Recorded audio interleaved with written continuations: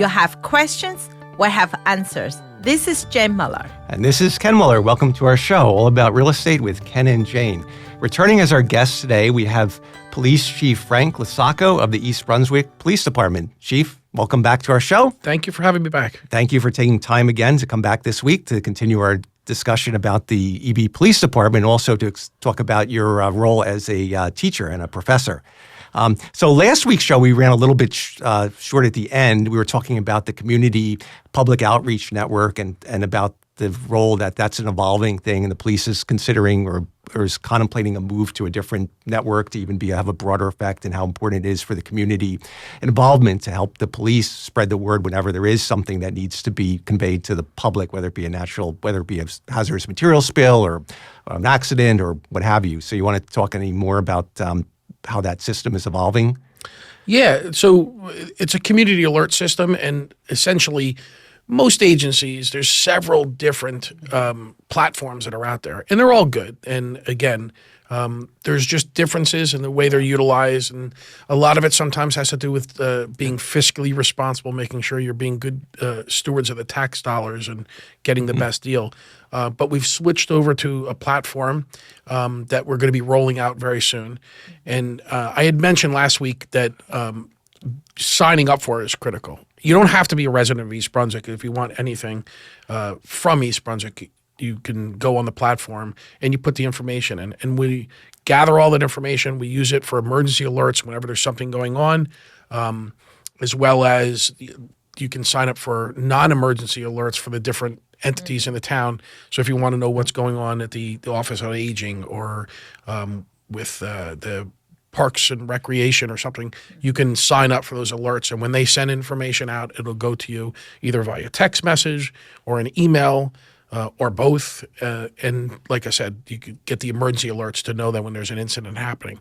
And the more information you put about yourself, which is very secure, it's used in a very appropriate manner, it'll just be so that we can make you aware if an emergency happens. And it'll actually alert people that are just coming through town that don't normally aren't on the system that can suddenly see. So it's a pretty robust system. I think that's really good, especially in East Brunswick. We have a lot of aging parents live here, right? I know myself, I would love to have that system if I can have for my mother. If anything happened, I like to know what's happening. So, I think that would be, as you said, Chief, people, even they may not live in East Brunswick, if they have aged parents live here, to sign up so you can get most updated what's going on here, and so you don't have to worry.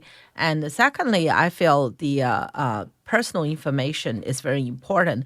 Everybody worry about the privacy, but I personally never had an issue to tell police, because at the end of the day, I want to be safe. The more police know about me, the more I feel I'm safe, right? Sure. So, Well, we take great strides in making sure that we keep and protect that information, obviously, and it's used for the appropriate purposes. One of the things we roll out, like every town, every entity and agency in Middlesex County has, is a special needs registry. So if you do have someone who has some type of special needs, or they're maybe dependent upon oxygen or have some developmental issues or physical, you can have that special needs registry done. It's in a secure environment where it's clearly not public, but it's protected, so that we immediately know that should we have to go into a situation, 911, we have that information to know how to get either access or what special equipment or response might be required. We work hand in hand with, I know John Austin Classic was here. That's right.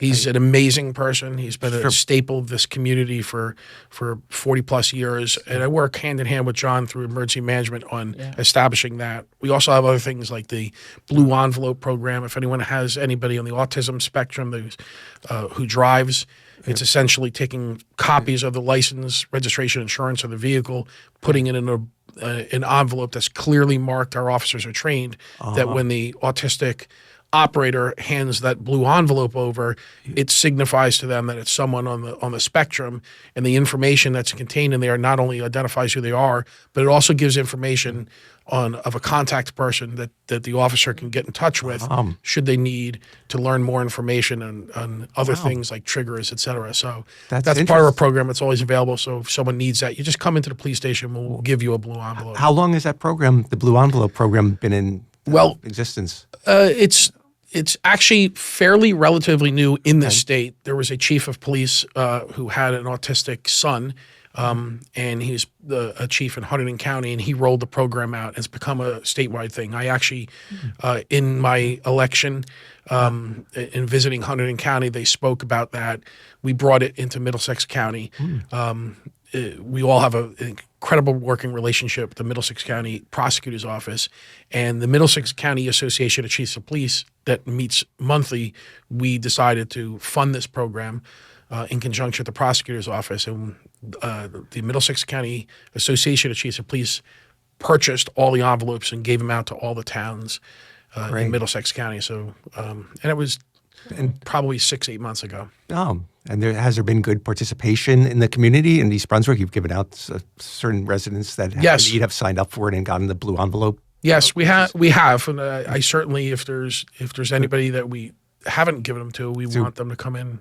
Just come into the station and sign up or get that program. Yeah. Or if anyone out there know a family needed, and you may not live in East Brunswick, but please contact your own police, department in your town to see. Maybe they have a similar program. If they don't, at least you can make a suggestion. They have. Absolutely. So that's going to be very helpful for the family you need. Yeah, and helpful for the police officer as well, so they know who to contact if the person if they need to contact somebody who's in, for that person. Yeah. So that's a great thing.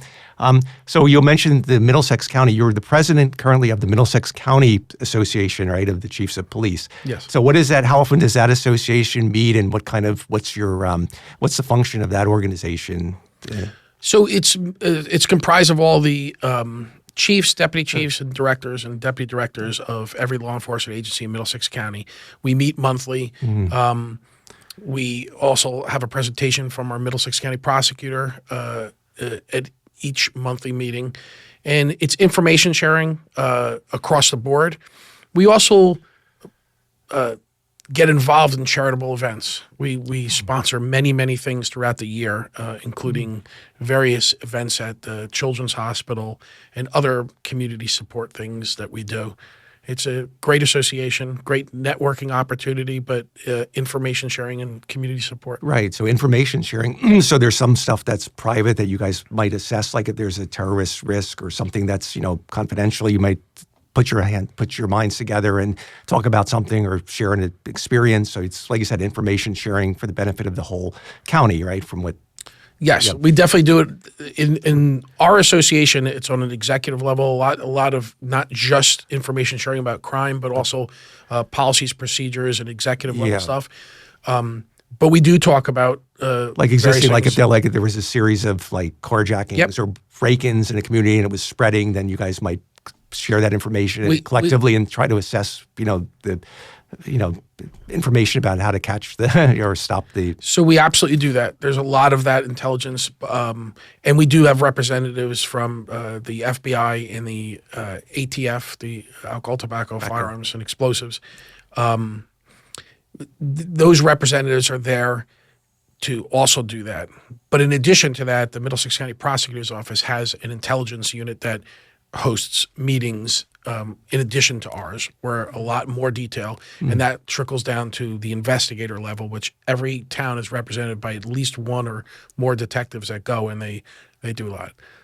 So that's why a lot of times when we say that people really not sure what the police are doing, we're working pretty hard. You're working hard. That's if there's no crime or no activity, that means that means you're doing a super great job. I mean, sometimes crime is going to happen no matter where you are, but that you guys behind the scenes are doing so much to prevent it and keep our residents safe. That so every day that's an uneventful day is a great day, right? We often say that they only have to be right once. We have to rewrite every time. Yeah. So we can be thankful again for the brave men and women that that serve as police and all responders. Police, fire, and EMS. It's just such a dedicated and great profession. Yeah. Yeah. So we're also going to talk now. You also have in your free time. You're also a professor. So Well, how do you have a I don't know how much. Which is you between being the chief of police of East Brunswick, which is a pretty demanding job, 24/7. and being that's right because I'm sure you're on call that time, and then being associated with the vice. We mentioned the last week's show that you're currently elected the vice president of the New Jersey State Association of Chiefs of Police. And in 2029, you'll become the president, and big congratulations to that again, Thank too. you. And you're also the president of the Middlesex County Association of Chiefs of Police. And now you're also, lastly, and also quite important, you're an adjunct professor at several colleges of criminal justice. Yeah. So I assure you, I have downtime. I have 4 absolutely amazing kids. Yeah. They're not really kids anymore, but and I spend every possible time that I have with them. And it's probably not as much as I'd like it to be, but it's still we have. So I have downtime, but my job as an adjunct professor has been an absolutely amazing experience. I actually got a phone call from someone that had retired from our agency who was serving as an adjunct at Rutgers University, and he was actually taking a job out of state, and he had to move, and he had 2 classes, and he said, "Would you like to take them?" And I thought to myself that this is a prank phone call. I didn't. If you said that I was going to be a supervisor at a police department years ago to me, I'd probably say, "You're dreaming." If you said that I was going to be a chief of police, I'd say you're more than dreaming. You're on drugs or something like that. I mean, back in the late 80s, sorry to interrupt, but back in the late 80s, you would have said you were out of high school, Yep. you didn't decided to Yeah, there was enter no the police. chance. You said if somebody asked you back then, one of your high school buddies, they would have said, "You mean Frank? No, There's no chance." And maybe, and I say there's no arrogance. Maybe they would have the faith in me. I didn't have it in me.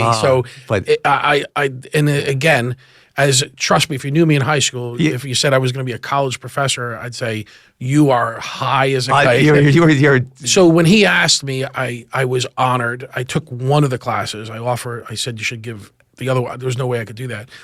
And I have to tell you, and I'm going to actually pay homage to Al Roberts.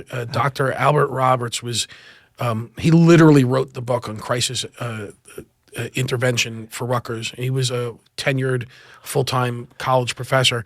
And I got introduced to him, and I started teaching an intro to criminal justice class. And then I would come in and I'd guest lecture for a day at his class, and we hit it off. And for some reason, he went to the deans and said, "You need to hire him," and they did. So Rutgers hired for me. So for about 10 years or so, I do not teach there anymore, but I taught a couple different criminal justice classes.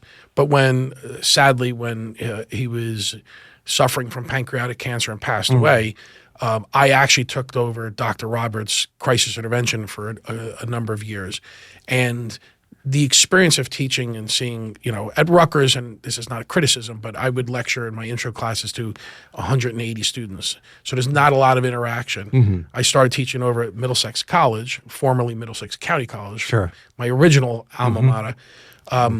It's more intimate where you have 20 students and they're asking questions. And when you see the interest they have in your profession and you can kind of guide them, it's so rewarding. Just like, and again, I was very honored to be asked. One of our former assistant prosecutors in county now works for Monmouth University in the criminal justice program. He asked me to teach a semester there. Oh, wow. And the students at Monmouth were just so engaging, so involved and interested. It just makes you honored to be part, even more if you could be honored to be a part of this profession, because you see people wanting to learn. And you're sharing your wisdom and knowledge and experience, so they get a different perspective than the typical professor who might be highly educated and maybe have a law background or a teaching background, but you've got the hands-on experience and you've got that invaluable knowledge that you just have from being on the job and working your way up through the ranks and grinding it out day in and day out. All right, we're going to continue this. We're just going to take a quick break, and we'll be right back after these messages. Okay, welcome back. So, Chief, let's talk more about how your teaching, your real life experiences impact the students and what you bring to the classroom. What is a typical criminal justice class like? Do you give a different perspective than the average professor? Do you incorporate some of your real wartime stories into it and give examples of different statutes and how they've applied based on your experiences in the police force? So I'd like to think that that I do that. I certainly, I try not to do too many war stories because you never know. I stick to kind of the guidelines of the textbook and teach the material, but I do like to bring in real life scenarios and situations because it kind of does illustrate and take what's on the pages and bring it to real life. Real life, yeah. And you kind of put out the myth. I know.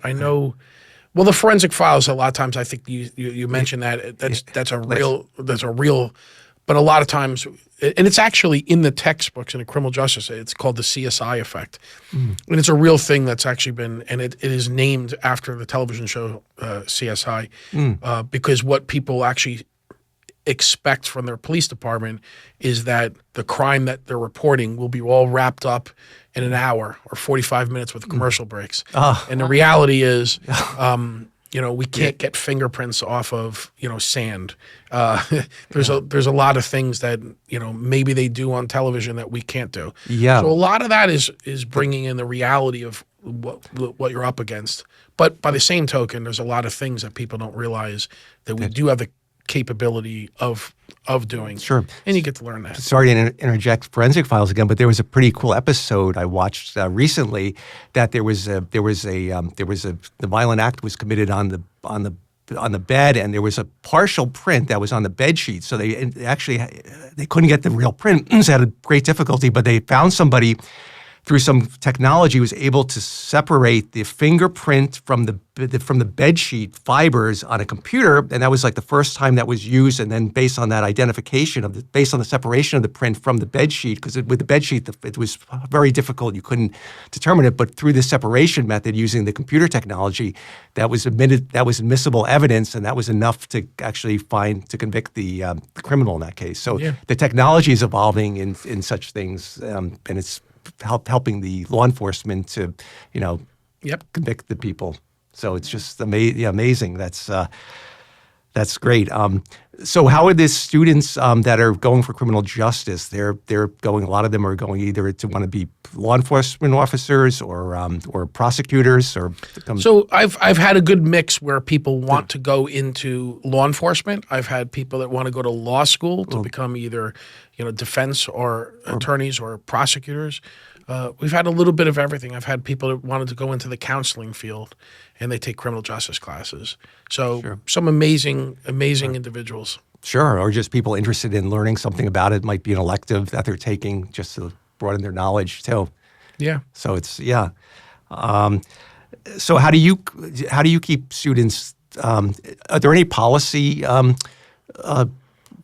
topics that come up in criminal justice in terms of the current penal system, whether it's too harsh, too not harsh enough? Does that come up at all? Anything, or is it of course more geared toward the existing system? And you talk about different cases and how the statutes apply. So we've again, I usually, depending on where I'm teaching, I'll either select a textbook, like at Rutgers and Monmouth. I use my own choice of textbook, whereas at Middlesex a little bit more structured, in which they provide you. And I stick to that material, but it does examine, depending on the class I'm teaching, like an intro to criminal justice is an overview of police, courts, and corrections, and juvenile justice. So it kind of gives an overview of all that, and it touches on the system, the present system we have, and actually where it evolved from, the history of law enforcement. Like, we're based off of the London Metropolitan Police Department and Sir Robert Peel, or Bobby, which is why they call an English police officer a Bobby, because named after Sir Robert Peel. And again, something I was incredibly fortunate as a member of the New Jersey State Association of Chiefs of Police. I teach in the Command and Leadership Academy, which is a 15-week program that's designed off of a class called PL 300, which is taught in the junior year of a West Point cadet. Because the state chief said, where are we going to train our future law enforcement executives and leaders? And the best way to do it is to get information about how they train the future military leaders. So they went to West Point in 1992. They connected with them, and they designed this program based on this. And I'm very lucky enough I did attend it, but I also teach in it now. And some of the basis of the program includes professional development. So as I don't get paid for it, but as part of that faculty, I got sent to England, and I got to see where Sir Robert Peel formed the London Metropolitan Police Department. We base this off of that. And that's what the basis of the criminal justice program is, to tell them where we came from, how we evolved, and what we could do to further evolve. And that's by connecting with the community and learning, because the community changes, so we have to change and adapt to that. Wow. That's really interesting stuff. Yeah, going back to the British system, like everything, like a lot of things in this country, right? We evolved from the British, the system of law that we have, right? That was all British influenced, and just like the policing. It's pretty cool stuff. Do you have any suggestions based on what you would like to see done to the criminal justice system in terms of the laws? Anything as we evolve and keep moving forward as a society? If you think there's anything that needs to change, or this is more just like a policy type, open question. Wow. Yeah. I know. Yeah. Not to, something I'm probably going to be harder, stricter laws. We want more penalties for that. Well, I am a person that believes in making sure that laws are followed. Sure. I believe in compassion and fairness, but the reality is, there's laws that are basically representative of what the community wants, because the community elects people that are legislators that make laws. Sure. They make the laws according to what the community wants. So then it's handed to us to basically enforce those laws. So reality is, nobody wants to go to, when you're a high school or junior high school, you don't want to go to bed early. But you have a parent that has rules. That's right. They put you to bed early. And even in high school, you try to put them to bed early. And you know that the reason you're doing that is because in the morning you're going to go to school rested. And so there's benefits later that you're not conscious of now. So it's the same thing in laws. There's a lot of laws that are out there that are for the betterment of the society, or you as an individual. And you can talk about the motor vehicle laws, like the speed limits. They're there for a reason, so that you protect yourself and also the fellow pedestrians and drivers. Right? I mean, that's the whole thing. Or tailgating laws. I mean, tailgating something that it's a lot of points involved, but it's a very serious offense, and it should be, because if you're tailgating and somebody stops, behind you, it can cause an accident very readily. So the one thing I will say, just to build on that, and then to maybe even if we're drawing to a near the end here, probably the most important thing is what I would love to see the public do is have that public trust, like we spoke about last time, and just understand that when a police officer tells you to do something or to not do something, listen. Okay? Don't resist that, because let me put it this way. Resisting arrest, for instance, if you object to an arrest and you resist arrest, that is now a very serious crime. We don't call them felonies in New Jersey. They're called indictable crimes. But either way, if you want to call it felony, it's a very serious crime or felony to resist arrest. And it doesn't come out well for anyone, including the police. It just doesn't. We don't want much harder and much more stress. So my message pretty solidly would be is that if you feel that you're in the right and the police are in the wrong, you will be vindicated, whether it's through a court or whether it's through an internal affairs complaint, if it's really egregious behavior or something like that. But for the most part, we as a profession cannot stand for people resisting lawful orders. So when a police officer, there could be a myriad of things going on that you don't know why this is happening, but now is not the time to debate or resist that. So my message would be, I'm so proud of the men and women that I work with, and I know all the other agencies that I work with, that nobody's out there to do any harm. It's only to do good. So if they're telling you to do something or to not do something, just listen, and then it can be addressed later. But don't offer resistance, because that's just a recipe for disaster. Yes. Yeah, well said. Well, thank you so much, Chief. We are out of time again. The second show went by so quickly. It was wonderful having you on for both shows, and big congratulations again for being selected the vice president for the New Jersey Association of Chiefs of Police and soon to be president in 2029, and for continuing to keep the East Brunswick community safe. You guys do a wonderful job, and a big thank you to all the brave patrol officers out there and policemen, men and women that really keep our residents safe. All right, we are out of time. Hope everybody enjoys the weekend. We'll see you next week. Thank you. Thanks.